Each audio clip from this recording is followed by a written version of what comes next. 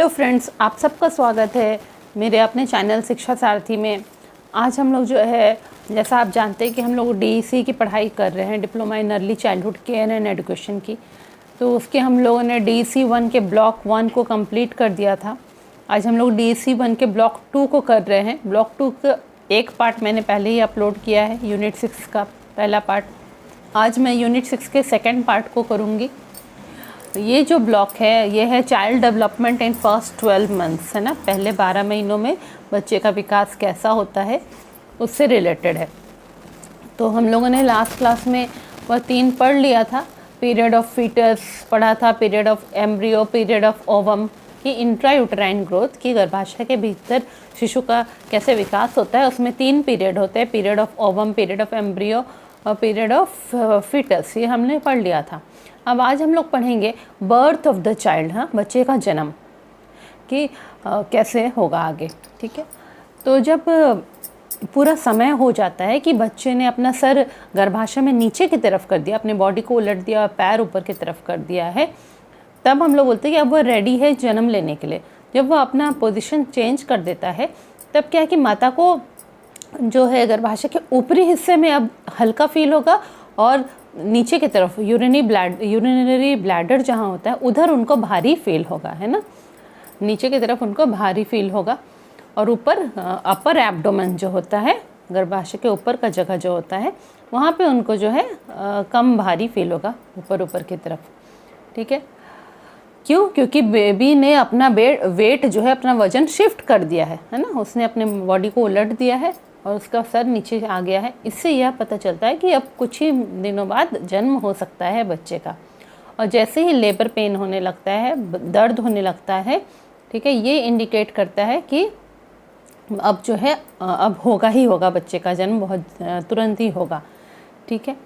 Labour के समय क्या होता है, जब लेबर पेन हो रहा होता है तो जो वो एमनियोटिक सैक होता है ना, वो जिस द्रव्य की थैली होती है जिसके भीतर बच्चा तैर रहा होता है, तो वह द्रव्य की थैली फट जाती है और उसमें से द्रव्य बाहर आने लगता है, ठीक है। और ये जो गर्भाशय है वह क्या करता है, अपने आप को बार बार कॉन्ट्रैक्ट करता है। कॉन्ट्रैक्ट करेगा, फिर ढीला होगा, फिर कॉन्ट्रैक्ट करेगा, फिर ढीला होगा। क्यों? क्योंकि वह चाहता है कि बच्चे को वो बर्थ कैनाल के थ्रू बाहर निकाल दे, है ना। जो जन्म की जो नली है उसके थ्रू बच्चा बाहर चला आए, वह गर्भाशय कोशिश करते रहता है। उस वक्त ही माता को बहुत ज़्यादा लेबर पेन होने लगता है, उनको दर्द बहुत होने लगता है, ठीक है। तो माता का शरीर जो है इस तरीके से बना है, हाँ। और बच्चे का जो शरीर, बच्चे के जो शरीर की हड्डियाँ हैं वह इस तरीके से बनी हुई है, ठीक है।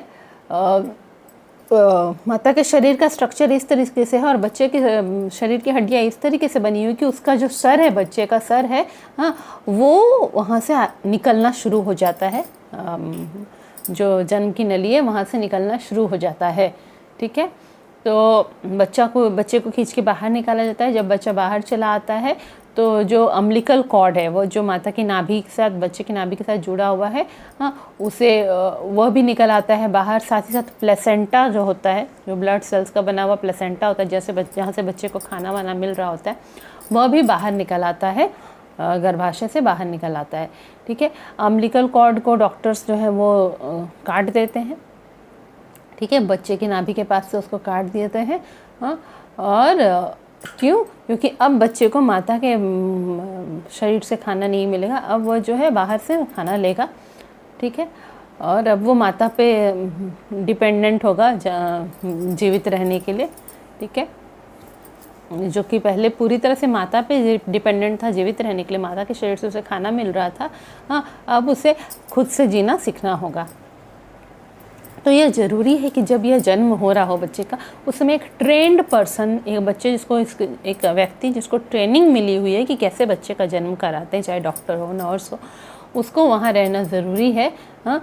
और डिलीवरी जो है, चाहे वह घर पे की जा रही हो या हॉस्पिटल में की जा रही हो, एक ट्रेंड पर्सन का रहना ज़रूरी है, ठीक है। माता का स्वास्थ्य और बच्चे का स्वास्थ्य कैसा रहेगा आगे, वो डिपेंड करता है किस तरीके से डिलीवरी हो रही है, ठीक है। अगर जो है जो अम्बिलिकल कॉर्ड है, वो जो पाइप जो बच्चे और माता के बीच में जुड़ी हुई थी, उस पाइप को अगर इससे काट दिया जाए, मान लीजिए एक ब्लेड से ही काट दिया जाए जिसे स्टरलाइज नहीं किया गया है, क्या करते हैं सारे जो मेडिकल के औजार होते हैं उन्हें पूरे गर्म पानी में बॉयल करते रहते हैं, डेटॉल पानी में, ताकि उसमें से कीटाणु चले जाते हैं। तो अगर वो स्टरलाइज नहीं किया हुआ है और ऐसे कोई ब्लेड से अगर काट दिया जाए तो क्या है कि उससे क्या है कि बच्चे को टिटनेस हो सकता है ना, धनुष टंकार की जो बीमारी होती है, इन्फेक्शन बच्चे को हो सकता है, बच्चा मर सकता है। ठीक है, इसीलिए वो बहुत ज़रूरी है कि उसको स्टरलाइज्ड और साफ़ इंस्ट्रूमेंट से काटा जाए, सही बॉयल किए हुए सही औजारों से हॉस्पिटल में काटा जाए। ठीक है, यह ज़रूरी है वो अम्बिलिकल कॉर्ड को। तो जो है चाइल्ड जब जन्म लेता है तो उसके जो है sensory capacities of vision, hearing, touch and smell सब डेवलप्ड रहते हैं। मतलब बच्चा जब जन्म लेगा तो जो उसका सेंसरी ऑर्गन्स है, सुनने का, देखने का, स्मेल करने का, हाँ, टच करने का, ये सब पूरी तरह से डेवलप हो जाता है और वह काम भी करने लगता है। वो डेवलप हुआ रहता ही है पहले से और वह काम करने लगता है। रिसर्च ये दिखाया है कि इनमें से कुछ क्षमताएं जो हैं बच्चे की, वह जन्म के पहले से भी वह काम कर रही होती है, माता के गर्भाशय के भीतर ही काम कर रही होती है। ठीक है, ऐसे प्रूफ भी मिले हैं, क्योंकि बहुत सारे ऐसे केसेस में देखा गया है कि जो सुनने की क्षमता होती है, ऑडिटरी सिस्टम जो होता है, वह काफ़ी डेवलप्ड होता है बच्चे के जन्म के कुछ सप्ताह पहले तक, वह काफ़ी डेवलप होता है। और जो अजन्मा बच्चा है वो बाहर के साउंड को रिस्पॉन्ड करता है, बाहर के आवाज़ से वो रिएक्ट करता है, अपने एनवायरनमेंट के आवाज़ से वह रिएक्ट करता है। ठीक है, जैसा कि हम लोग महाभारत की कथा में भी यह सुना था कि अभिमन्यु ने माता के गर्भ में रह के ही उसी वक्त जो है उसने यह सीख लिया था कि चक्रव्यूह कैसे तोड़ा जाता है। उसी टाइप से जो है बच्चे के सुनने की क्षमता जन्म के कुछ सप्ताह पहले तक ही पूरी डेवलप होती है और बच्चा बाहर के एनवायरनमेंट में जो आवाज़ें हो रही हैं, कोई गाना बज रहा है तो बच्चा उसको रिस्पॉन्ड करता है। ठीक है, यानी कि जो बाहर की ध्वनियाँ हैं वो गर्भाशय के भीतर सुनाई देती है। ठीक है, अब जो है अब बहुत टेक्नोलॉजी अपडेट हो गई है ना, नए नए रिसर्च हो चुके हैं। तो नए टेक्नोलॉजी की मदद से रिसर्चर ने क्या किया है, अब वह माता के हार्ट बीट को रिकॉर्ड करते हैं। ठीक है, माता का जब हृदय धड़कता है उस साउंड को वह रिकॉर्ड कर पाते हैं।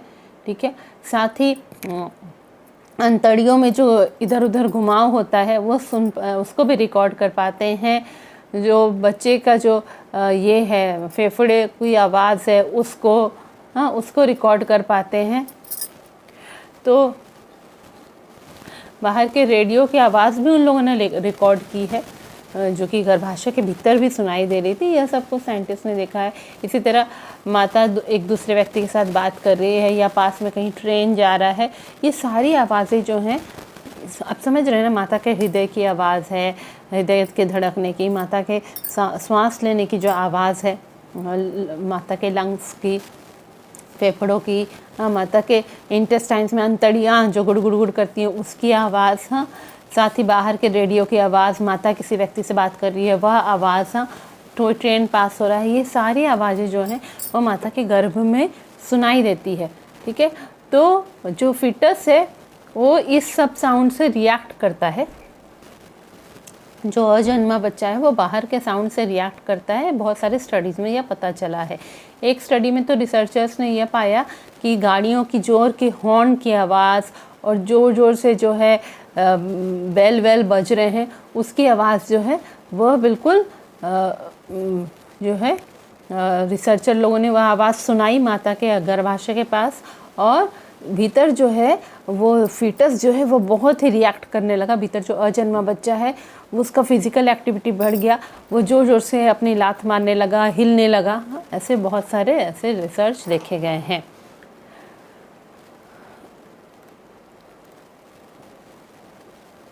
ये भी देखा गया है कि जो बच्चे जो हैं जो अभी जन्म लिए हैं, जन्म लिए हुए जिन्हें 1 या 2 घंटे हुए हैं, वो जो है उनकी माता के आवाज़ को अगर रिकॉर्ड करके उनको सुनाया जाए तो वो उससे जल्दी रिएक्ट करते हैं, रिस्पॉन्ड करते हैं, और दूसरी औरतों की आवाज़ को जल्दी रिस्पॉन्ड नहीं करते हैं।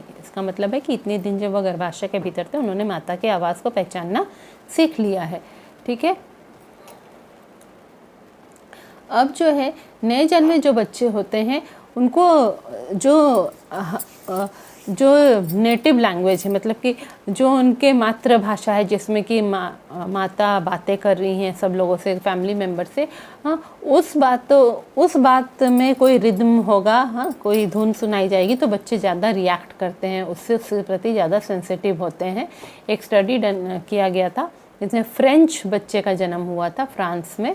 ठीक है, तो जब उनको फ्रेंच गीत सुनाया जा रहा था या फ्रेंच भाषा में कुछ सुनाया जा रहा था तो वो ज़्यादा रिस्पॉन्ड कर रहे थे, ज़्यादा उनमें रिएक्शन दिखाई दे रहा था, जबकि वही अगर उनको रशियन भाषा में सुनाया जाए तो वो रिएक्ट नहीं कर रहे थे। ठीक है, तो यानी अपनी मातृभाषा में जिसमें कि उनके घर के लोग, उसकी माता बातें कर रही हैं, वो उसी से रिएक्ट करते हैं। ठीक है, एक पर्टिकुलर स्टडी किया गया था तो जो है उसमें देखा गया था कि जो वो गर्भवती महिला है वह जो है एक पर्टिकुलर धुन जो है एक पर्टिकुलर धुन जो है वो अपने प्रेगनेंसी के आखिरी सप्ताहों में वह अक्सर वह सुना करती थी वह धुन। तो जब बच्चा जन्म लिया, हाँ, तो वो सारी धुन सुनाई गई जो माता सुना करती थी लास्ट के सप्ताह में, और जो नई धुनें भी थी वह भी बच्चे को सुनाई दी गई। हाँ, तो उसमें देखा कि बच्चा किससे रिएक्ट कर रहा है, वही धुन जो पहले उसकी माँ सुना करती थी उस धुन में बच्चा ज़्यादा रिस्पॉन्ड करने लगा, रिएक्ट करने लगा। ठीक है, क्योंकि वह धुन उसने पहले सुनी थी। तो ये सारी डिस्कशन यह दिखाता है, हाँ, कि जो है ये लोग मानते हैं कि जब प्री नेटल डेवलपमेंट होता है, कि जब बच्चे ने जन्म नहीं लिया, जन्म के पहले का जो विकास है वह पैसिव विकास है बच्चे का, मतलब कि वह एक भूतपूर्व विकास है बच्चे का, वो उसको आगे आने वाले समय में कुछ इफेक्ट नहीं डालेगा। लोग ऐसा बोलते थे, पर यह गलत बिलीफ है, यह गलत विश्वास है। जो भूतपूर्व विकास होता है वह आगे भी जीवन में इफेक्ट डालता है। ठीक है, चाइल्ड जो है वो बहुत एक्टिव होता है और अपने आसपास की घटनाओं में, आसपास के वातावरण में ऐसी घटनाएं जो उसे उत्साहित करती है, उससे वो उत्साह भी होता है। जैसे कि वह धुन जिसने उसने पहले सुनी थी उससे वह उत्साहित हो रहा था। ठीक है, इसका मतलब है कि जो गर्भाशय के भीतर का वातावरण है वह बच्चे को तैयार करता है किस चीज़ के लिए, कि आगे जो आने वाला उसका जीवन है उसके लिए वह उसे तैयार करता है।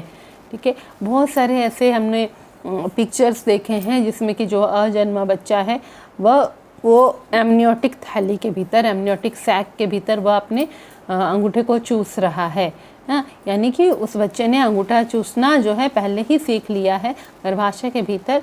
हाँ, और अब जो है जन्म लेने के बाद वह आसानी से चूस सकता है, हाँ, दूध पी सकता है।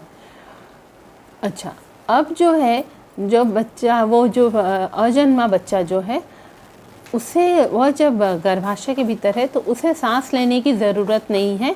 क्यों? क्योंकि उसको माता के खून से, माता के रक्त जो कि प्लेसेंटा के थ्रू आ रहा है उसके बॉडी में, वो माता के रक्त से ही उसे ऑक्सीजन मिल जाता है। हाँ, फिर भी उसके जो सांस लेने का जो ऑर्गन्स है, डायफ्राम जिसे हम बोलते हैं, मतलब लंग, हमारे फेफड़ों के नीचे जो एक जगह पे जो ऑर्गन होता है, ठीक है, तो वो क्या होता है, जब हम लोग सांस लेते हैं तो वह दबता है, ऊपर होता है, दबता है, ऊपर होता है। ठीक है, तो बच्चा जब गर्भ में है, ऑल्दो वह सांस नहीं ले रहा है, पर उस समय भी उसका डायफ्राम जो है मतलब कि वह अंग जो कि फेफड़ों के नीचे है, जो ऊपर नीचे होता है सांस लेते समय, वह काम करता रहता है। वह प्रैक्टिस करता है कि जब वह बच्चा जन्म लेगा तो वह कैसे सांस ले पाएगा। ठीक है, अजन्मे बच्चे को यह भी ज़रूरत नहीं होती है कि वो खाए या कुछ पिए। ठीक है, फिर भी जो है वो क्या होता है, कई बार वो एमनियोटिक फ्लूइड जो है, वो जो द्रव्य जिसमें वो तैर रहा है, हाँ, उसे वह पी जाता है, उसे निगल जाता है।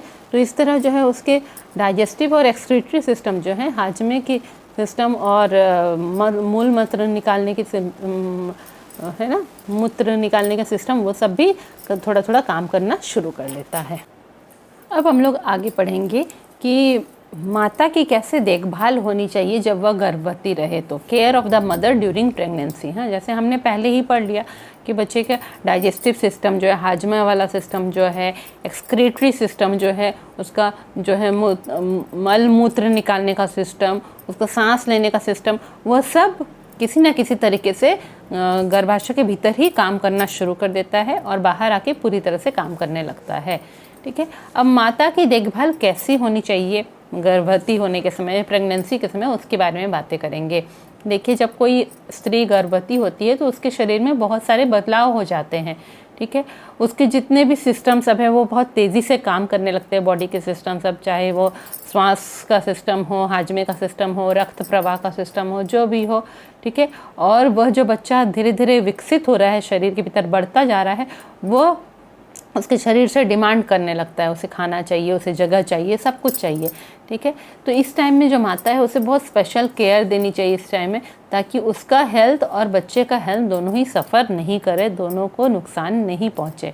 ठीक है, तो हम लोग आगे के अनुच्छेदों में पढ़ेंगे कि बच्चे माता को किस तरह की केयर होनी चाहिए। जिस तरह की केयर एक माता को मिलेगी वो असर डालेगा कि उसका बच्चा किस तरीके से अपने प्रीनेटल पीरियड में, जन्म के पहले वाले समय में, अच्छी तरीके से बढ़ेगा कि नहीं बढ़ेगा, उस पर वह असर डालेगा। ठीक है, अगर हम लोग जो है, अगर दूसरे तरीके से ध्यान दें कि हाँ माता की कैसी देखभाल होनी चाहिए, तो हम लोग उसके आसपास के वातावरण को भी देख सकते हैं कि वातावरण के हिसाब से भी उसके आसपास का वातावरण भी अच्छा होना चाहिए, क्योंकि वह भी असर डालेगा बच्चे के जन्म में या बच्चे के विकास में। ठीक है, तो सबसे पहला चीज़ क्या है, पोषण है, न्यूट्रिशन है। हमने यह पहले भी पढ़ा है कि जो विकसित होने वाला फिटस होता है ना, जो भ्रूण विकसित होते जा रहा है, ठीक है, उसे माता से पोषण मिलता है। ठीक है, और साथ ही साथ माता के शरीर में भी बदलाव हो रहे हैं, इसलिए माता को भी एक्स्ट्रा एनर्जी की ज़रूरत है, एक्स्ट्रा कैलोरीज़ की ज़रूरत है, प्रोटीन, विटामिन, ये मिनरल, ये सब की ज़रूरत है। ठीक है, इस यानी कि इन सभी कारणों से जो बनने वाली माता है उसे बहुत सारे एक्स्ट्रा खाने की ज़रूरत है।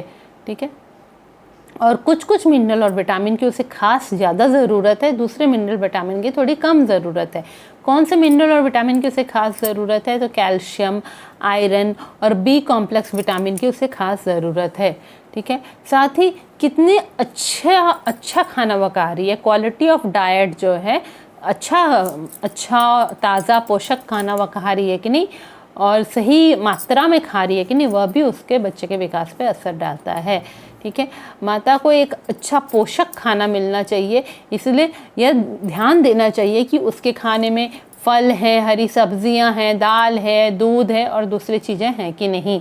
ठीक है, जो माताएं जो हैं जब वो गर्भवती रहती हैं उस समय के पीरियड में, प्रेगनेंसी के पीरियड में, जो माताएं ठीक तरीके से भोजन करती हैं, सही मात्रा में और पोषक भोजन करती हैं, ठीक है, तो उन माताओं का यह चांस कि वह एक प्री मैच्योर बेबी डेवलप करे वो बहुत लो हो जाता है। मतलब जो माताएं अच्छी तरह से पोषक खाना खा रही हैं अपने गर्भवती होने के पूरे 9 महीने में, वो माताओं का जो बेबी है, जो बच्चा है, वो प्री मैच्योर डिलीवरी नहीं होता है। मतलब कि वो 9 महीना पूरा होने के बाद ही वो डिलीवरी होता है। ऐसा नहीं है कि उसका 7 या 8 महीने में ही डिलीवरी हो जाए, ऐसा नहीं होता है। ठीक है, जो बच्चों की माताएं अच्छी तरीके से खाना खा रही होती हैं उन बच्चों का पूरा स्वास्थ्य भी बहुत अच्छा रहता है, उन्हें इन्फेक्शन से असर भी उनके ऊपर नहीं होता, उनके बॉडी में इन्फेक्शन से बचे रहते हैं। ठीक है, उनकी बीमारियां उन पर अटैक नहीं करती हैं, उन्हें बहुत कम चांस होता है कि उन्हें ठंड लग जाए या उनके ब्रोंकाइटिस उन्हें नहीं हो, या निमोनिया नहीं हो, टेटनस नहीं हो, ये सब उन्हें नहीं हो। देखिए, ब्रोंकाइटिस क्या होता है, जो फेफड़ों में हम लोग की लंबी लंबी शाखाएं जैसी हैं, जिसके लास्ट में एयर के मतलब बैग्स हैं, तो जब हम लोग सांस लेते हैं तो वो एयर बैग्स ऑक्सीजन से भर जाते हैं। ठीक है, हवा के बैग्स टाइप के हैं, तो वो शाखाएं कई बार फूल जाती है ठंड लगने से उनमें, है ना, तो उसी को ब्रोंकाइटिस कहते हैं। तो ऐसे बच्चे को, जो माताएं अच्छे से खाना खाती है प्रेगनेंसी के समय, पोषक खाना खा रही, तो उनके बच्चे को ठंड जल्दी नहीं लगती हैं, उनको ब्रोंकाइटिस नहीं होता है, उनको निमोनिया भी जल्दी नहीं होता है, वो बच्चों को टेटनस भी नहीं होता, उन्हें इन्फेक्शन नहीं लगता है। ठीक है, और जो माताएं बहुत ही बहुत ही उनका जो डाइट है वो बहुत ही पुअर डाइट है, अच्छे से जो उन्होंने खाना नहीं खाया, पोषक खाना नहीं खाया, जैसे तैसे थोड़ा बहुत खा खा के उन्होंने बच्चे को जन्म दिया है। उस बच्चे का जब जन्म होता है तो बच्चे का जो वेट होता है वो बहुत ही कम रहता है जन्म होने के बाद, और उसके कारण जो उसका वजन कम रहता है तो बच्चे का जो है शारीरिक विकास पे असर डालता है, मानसिक विकास पे भी वह असर डालता है। ठीक है, तो बहुत ही ज़रूरी है कि गर्भवती माता को अच्छा खाना दिया जाए, पोषक खाना दिया जाए, ताज़े फल, दूध, सब्जियां, दालें, ये सब कुछ दिया जाए। ठीक है, माता हेल्थ केयर, अब माता के स्वास्थ्य का भी देखभाल करना है। माता का स्वास्थ्य जो है वो डायरेक्ट असर डालता है किस पे, बढ़ते हुए बच्चे के स्वास्थ्य पे असर डालता है। अगर उस समय कोई बीमारी, जिससे कि माता के शरीर में वायरस, बैक्टीरिया जैसे कीटाणु आ जाए, हाँ, या फिर कुछ बहुत ही नुकसानदेह केमिकल सब माता के ब्लड में आ जाए, रक्त में आ जाए, बीमारियों के कारण या आसपास के वातावरण के कारण कुछ नुकसानदेह केमिकल आ जाए माता के रक्त में, तो वह माता के रक्त से जो है बच्चे के ब्लड में चला जाता है। कैसे? वही प्लेसेंटा के थ्रू। प्लेसेंटा के बारे में हमने पहले पढ़ा, वह फूल जैसा जो चीज़ जो कि माता को जोड़ता है बच्चे के साथ, जिससे कि सारा पोषक तत्व बच्चे को मिलता रहता है, ऑक्सीजन मिलता रहता है, वह प्लेसेंटा होता है। तो वो माता के रक्त से बच्चे के रक्त में वो कीटाणु आ जाते हैं, वायरस, बैक्टीरिया, नुकसानदेह केमिकल आ जाते हैं। ठीक है, तो किस तरह के स्वास्थ्य की देखभाल होनी चाहिए माता की, ये हम लोग आगे पढ़ते हैं। पहला है diseases and disorders during pregnancy. हाँ, गर्भवती रहने के समय जो है किसी भी तरह की बीमारियां और या गड़बड़ियों से माता को बचाना है। ठीक है, ऐसे प्राणी जिससे कि रूबेला वाली बीमारी, syphilis, diphtheria, influenza, typhoid, hepatitis, tetanus या चिकन पॉक्स हो, हाँ, ऐसे कीटाणु, ऐसे प्राणी, हाँ, वह अगर माता को अटैक कर देंगे तो उससे जो है माता के रक्त से होके वो सारे प्राणी जो हैं वो बच्चे के रक्त में चले जाएंगे। ठीक है, प्लेसेंटा के थ्रू। और जिस टाइम वो माता को यह इन्फेक्शन हुआ है इन कीटाणुओं के समय, वो बहुत ही नाजुक समय है, क्योंकि उस वक्त डॉक्टर यह अंदाज़ा लगाने की कोशिश करते हैं कि ये जो इन्फेक्शन माता के ऊपर हुआ है, इस इन्फेक्शन के कारण बच्चे के ऊपर क्या असर पड़ रहा है, कितना ज़्यादा असर पड़ रहा है, कितने डिग्री का असर पड़ रहा है। ठीक है, क्या होता है कि जो भ्रूण जो विकास होता रहता है, ठीक है, अगर उसके शुरू के ही 3 या 4 महीने में इन्फेक्शन माता को हो जाए, हाँ, और वह सब फिर बच्चे को पास कर जाए, तो उस समय क्या होता है, मतलब जब माता गर्भवती हुई उसके 3-4 महीने के भीतर ही वो सब इन्फेक्शन हो और बच्चे को पास कर जाए वो इन्फेक्शन, ठीक है, तो क्या होता है, मैल फॉर्मेशन होता है फीटस में, मतलब उस भ्रूण में जो है वो मैल फॉर्मेशन हो जाता है अजन्मे बच्चे में। यानी हो सकता है उसके हाथ पैर ठीक से काम नहीं करे, उसकी श्रवण शक्ति, जो सुनने की शक्ति काम नहीं करे, आंखों से दिखाई न दे, ऐसे बहुत सारे हम लोगों ने एग्जाम्पल्स देखे हैं कि ऐसा होता है। ठीक है, खासकर कब, जो शुरू के जो 12 सप्ताह होते हैं, यानी 3 महीने जो होते हैं, उस समय सबसे ज़्यादा यह डर रहता है। आखिरी के महीनों में भी इन्फेक्शन पास हो सकता है, पर उस समय यह डर थोड़ा कम रहता है। ठीक है, हम लोग आगे पढ़ेंगे कि अगर माता को रूबेला हो जाए तो वो फीटस पे कैसे नुकसान पाता है। इसीलिए जब माता कंसीव करती हैं, जब उनके शरीर में भ्रूण का विकास शुरू होता है, हाँ, कि जायगोट बन गया है उनके शरीर में, तो उस समय माता को एक टीका दिया जाता है। ठीक है, मतलब कि भ्रूण ने जन्म ले लिया है माता के भीतर, हाँ, उसके पहले ही माता को टीका दे दिया जाता है, दे देना चाहिए, रूबेला का टीका दे देना चाहिए। साथ ही साथ जब माता गर्भवती हो जा रही है, जब वह स्त्री गर्भवती हो गई, एक तो गर्भवती होने के पहले ही उसे रूबेला का टीका दे देना चाहिए, और अगर वो जब गर्भवती हो जाए तो उस समय उसको जो है टेटनस दे देना चाहिए। ठीक है, क्योंकि उस समय जो है उसको टेटनस दे देना चाहिए ताकि जो है उनके बॉडी में कोई इन्फेक्शन नहीं आए, और इसके कारण जो है बच्चा और माता दोनों ही सुरक्षित रहे उनका जीवन। और एक क्या है, टेटनस का टीका तो दे ही देना चाहिए। और एक डिसऑर्डर क्या है जो कि गर्भवती के होने के समय होता है, वह है टॉक्सेएमिया। ठीक है, टॉक्सेएमिया का मतलब क्या है जब वह हल्के रूप में हो, बहुत ही हाई डिग्री का नहीं हो, हल्के रूप में हो, तो उस समय क्या होता है, हाई ब्लड प्रेशर माता का हो जाता है और बहुत तेज़ी से वह वेट गेन करने लगती हैं, ठीक है। और माता की कोशिकाओं में जो है द्रव्य जमने लगता है, ठीक है। तो इस कंडीशन को, जब हाई ब्लड प्रेशर है, तेज़ी से वेट गेन कर रही है, द्रव्य जमने लग रहा है कोशिकाओं में, इस कंडीशन को अगर उसी स्टेज में कंट्रोल कर दिया जाए, जब वह हल्के में है, हाँ, लो डिग्री का है, उसी समय कंट्रोल कर दिया जाए तो जो है बच्चे पे कुछ असर नहीं पड़ेगा।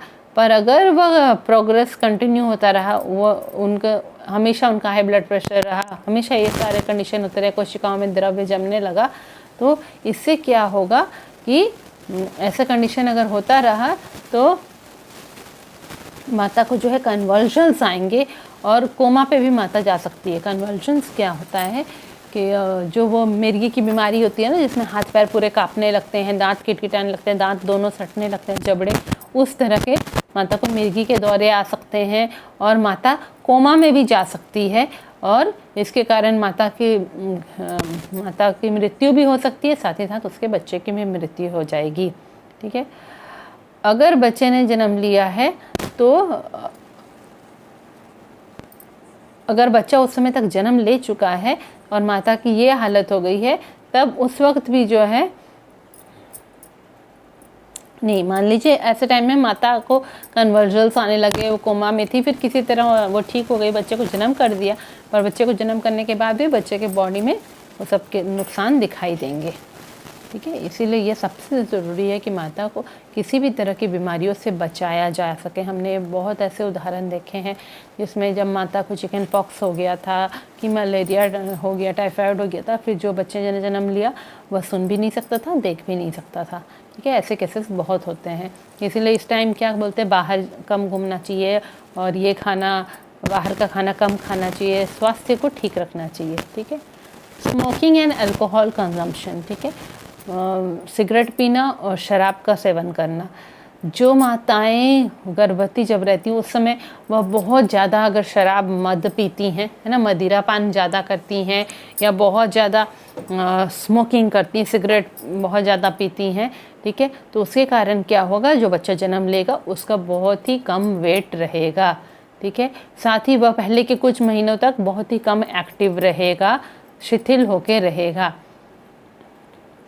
साथ ही साथ अल्कोहल पीने से, मदिरा पीने से क्या होता है, बच्चे के आँख, कान और हृदय, हाँ, ये सब पे डिफॉर्मिटी आती है, ये सब पे असर करता है, ये सब कुछ टेढ़े मेढ़े हो सकते हैं। साथ ही साथ उसकी जैसे 10 उंगलियां हाथ में होनी चाहिए, उसकी जगह हो सकता है कि उसकी 11-12 उंगलियां हों। इसी तरह उसके पैर में भी ज़्यादा पैर की उंगलियां हो सकती हैं और साथ ही साथ उसका सर बहुत ही छोटा हो सकता है बच्चे का, अब नॉर्मली स्मॉल हेड भी हो सकता है, ठीक है। और इसके साथ साथ जो है, जो माताएं सिगरेट पी रही थी या मदिरा सेवन कर रही थी गर्भवती होने के समय, उनके जो बच्चे होंगे, शिशु जो होंगे, वो शिशुओं को जल्दी जल्दी बीमारियां पकड़ेंगी, ठीक है। सबसे कॉमन होगा कि देखेंगे हम लोग जल्दी जल्दी उन्हें बीमारियां पकड़ रही हैं, ठीक है। अब हम लोग आते हैं ड्रग्स के ऊपर, दवाएं, ठीक है, औषधियाँ।